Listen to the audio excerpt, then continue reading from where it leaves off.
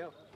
All right, Coach. First of all, just tell us kind of what brings you to this golf outing today. Well, obviously, great to be part of an alumni golf outing. I was here a year ago, and just having a chance to interact with some former alums and get them excited about Ball State football. Obviously, we've been through some growing pains, but we're really excited and optimistic about the year that is ahead of us and can't wait to get started.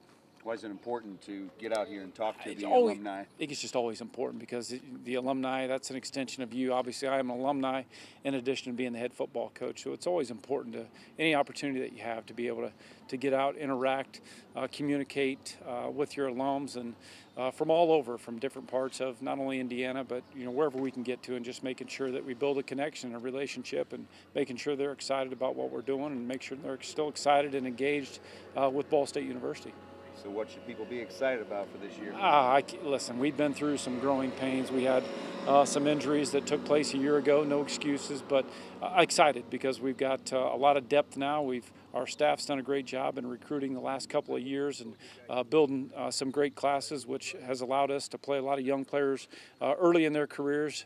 Now they understand the speed of the game, but we're excited because we got everybody back now. We got off to a good start a year ago before the injuries took place. So very excited. We've had a great summer, great spring, and like I said, I just can't wait to get started.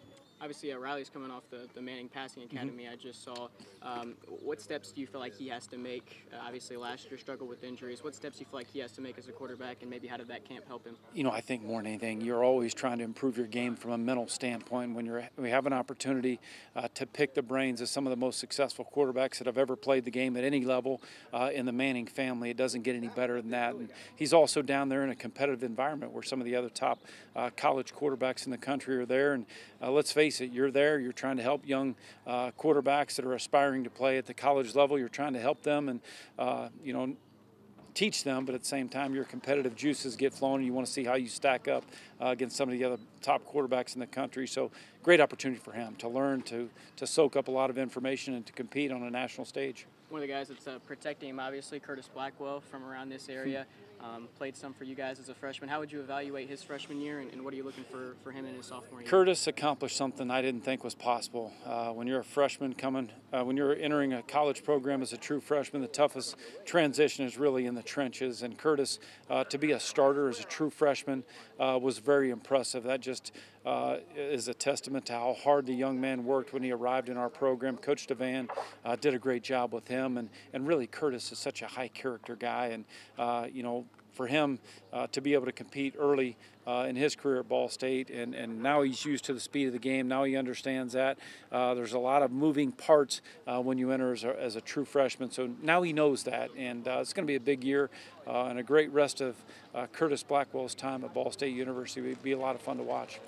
As you look ahead to the season, what do you feel like needs to be accomplished here in these next few months as you get ready for game one? Just our guys competing. Our guys compete knowing that it's not just about the guys that are in a position right now to be so-called starters. We need depth. When you're playing 90 snaps a game, you want to make sure there's no drop-off. When guys that are playing 30 or 40 snaps a game, you want to make sure that they're giving you their best, and we got good depth from start to finish, because we know at any level of football, and it happens not just to Ball State but to other teams, injuries are going to happen at some point during the season, and we got to make sure our guys are ready to fill in and to step up when that happens.